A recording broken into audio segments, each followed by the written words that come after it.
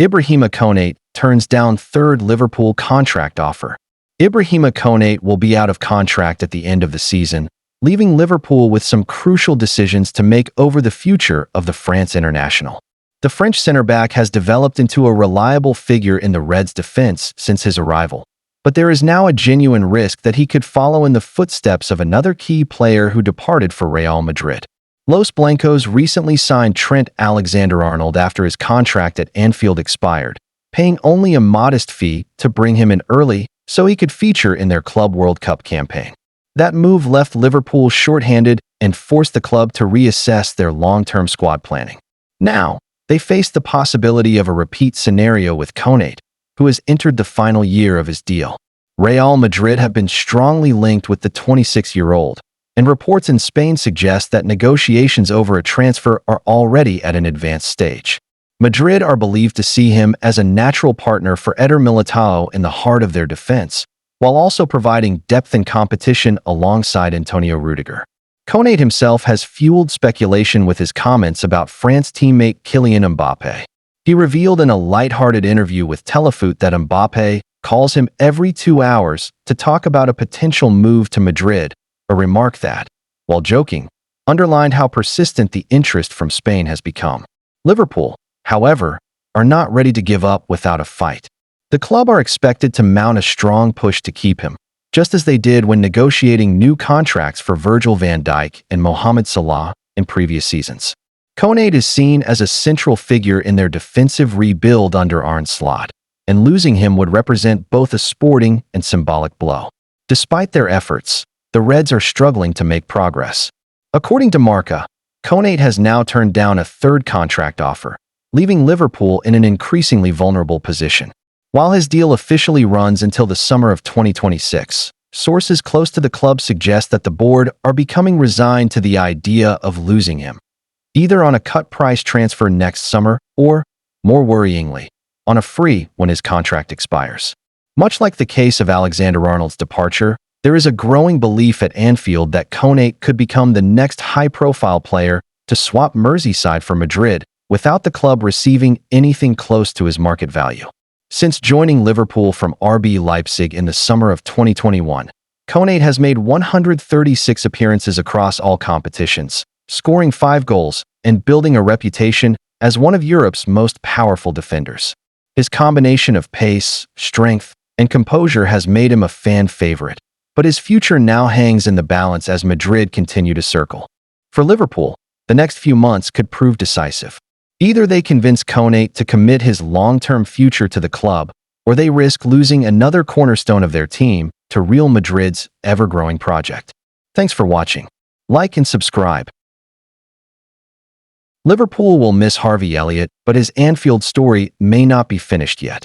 Once Liverpool knew that Alexander Isak was Anfield-bound on deadline day, they sanctioned the departure of Harvey Elliott to Aston Villa. It was a decision that made sense. Elliott was desperate to play more regularly after finding his opportunities limited under Arne Slot. He won Player of the Tournament at this summer's European Under-21 Championship with England and wanted to kick on rather than face another season stuck on the fringes of the squad. Playing for the club he grew up supporting meant everything to the attacking midfielder, but with a World Cup on the horizon, it was time to be led by his head rather than his heart and embrace a new challenge. From Liverpool's perspective, having invested so heavily in reshaping their attack this summer, they were prepared to give Elliott what he wanted as long as the deal on the table was sufficiently attractive. The inclusion of sell-on and buyback clauses had an impact on the size of the fee the Premier League champions could demand. To help Villa adhere to profit and sustainability rules, PSR, it was agreed that Elliott would join on an initial season-long loan with an obligation to buy for £35 million, $47.3 million, next summer as long as he makes at least 10 appearances in 2025-26. Liverpool stand to make a hefty profit given that a tribunal ruled that they only had to pay Fulham £1.5 million, potentially rising to £4.3 million after signing Elliott at age 16 in 2019. Not all those performance-related add-ons have been triggered. He is yet to receive a senior England cap, for example. However, the feeling persists that Villa have got themselves a bargain, especially when you look at comparable deals that have been done this summer. Tyler Dibbling went from Southampton to Everton for £40 million. Mateus Fernandes from Southampton to West Ham for £38 million. Jacob Ramsey from Villa to Newcastle United for £40 million. And Omari Hutchinson from Ipswich Town to Nottingham Forest for £37.5 million. None of those names has come close to matching Elliott's achievements in his career. At 22 years old, he has already made 149 appearances for Liverpool, a figure that is even more impressive when you consider he spent a season on loan at Blackburn Rovers and was sidelined for 5 months with the fractured and dislocated ankle he suffered at Elland Road in September 2021. He has been a highly valued member of a squad that won 7 trophies, including 2 Premier League titles. Maybe it's his 5 feet 7 inches frame in an era focused on pace and power, but Elliott's technical ability makes him underrated. Some players are overrated, but Harvey Elliott is the opposite. At Aston Villa, he will finally get the regular starts he craves and is expected to shine, leaving clubs like Leipzig, who wouldn't go above €20 million, regretting their hesitation. Liverpool included a buyback clause, ensuring they can bring him back if he fulfills his potential. Elliott will be missed at Anfield. Under Arne Slot, he was mainly an impact substitute, with 22 of his 28 appearances in 2024-25 coming off the bench. He made key contributions, including a Champions League winner at PSG seconds after coming on, and crucial involvements against Brentford and Lille. His season was disrupted by a broken foot in September, and he couldn't displace Szoboszlai or Jones, while Sulla's consistency limited wide-right opportunities. With Florian Wirtz signed, minutes became scarcer, and his only league appearance this season was a cameo at Newcastle. Elliott's journey from Fulham prodigy at 16 to Liverpool regular has shown resilience and humility, earning admiration from teammates and Sulla alike. Though his exit came late in the window, he will be warmly welcomed back at Anfield in November. With Liverpool's buyback clause, this may only be a pause in his story, not the end. Subscribe for more Liverpool updates. Fabrizio Romano reveals Liverpool's priority amid Marc Guéhi reports. Liverpool's priority is to sign Crystal Palace defender Marc Guéhi on a free transfer in 2026, and they have no intention to move in January, Fabrizio Romano has now confirmed, writing in his exclusive GiveSport newsletter. Guéhi's future has been up in the air all throughout the summer transfer window, with his contract expiring in 2026. Crystal Palace appeared keen to cash in on the England international so they could avoid him leaving on a free transfer, but a deadline day move collapsed. GiveSport senior correspondent Fabrizio Romano confirmed that a deal had been agreed between Liverpool and Crystal Palace for Guéhi, before the Eagles pulled out due to being unable to find a replacement. As a result, Guéhi's future remains uncertain, but he so far showed no intention of signing a new deal. As a result, Palace will be forced to cash in the January transfer window, or he's going to be leaving the club for nothing next summer. Fabrizio Romano, Liverpool's priority amid Guéhi reports.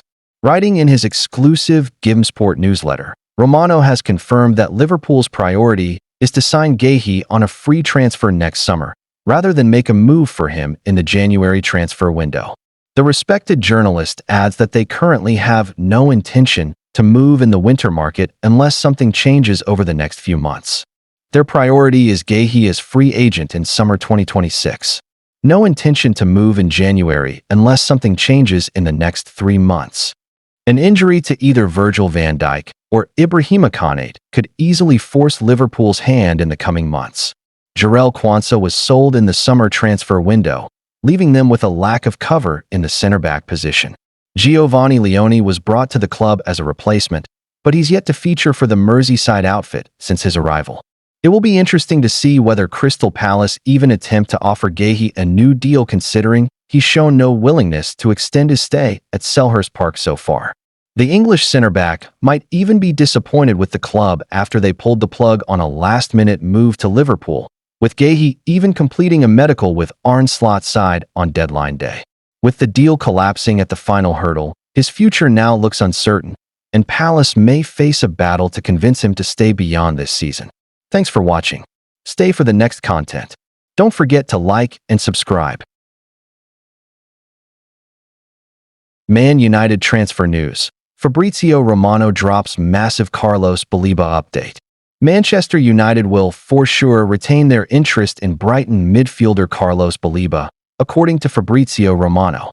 The Cameroon international was targeted by the Red Devils this summer, as Ruben Amorim realized that he needed more legs in midfield for his system to stand any chance of working as intended. The aging Casemiro, who is expected to leave Man United next year, and the underwhelming Manuel Ugarte have done little to suggest that they can give the team the stability required to allow Bruno Fernandes to work his magic further forward. It was therefore no surprise that Baleba emerged as a key target, as he has all the attributes Amorim needs in his side. However, Brighton refused to play ball and made it clear that the 21-year-old was not for sale.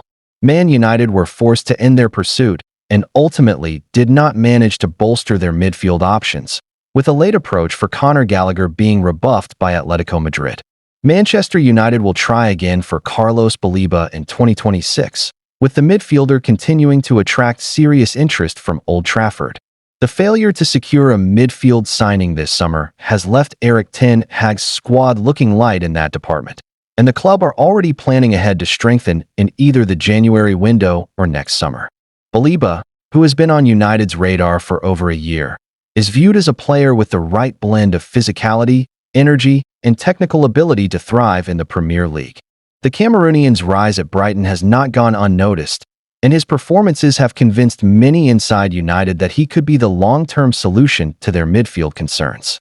Transfer expert Fabrizio Romano has reiterated that Baleba will, for sure, remain a key name on United's shortlist for the upcoming transfer windows. While no formal negotiations are currently underway, United's recruitment team are said to be monitoring his situation closely and preparing the groundwork for a future move. With several senior midfielders potentially facing uncertain futures at the club and the need to inject more dynamism into the team, Baleba is expected to remain one of United's top priorities. Should an opportunity arise in 2026, the Red Devils are ready to make a renewed push to finally bring him to Old Trafford. He will stay on Man United's list for 2026 for sure.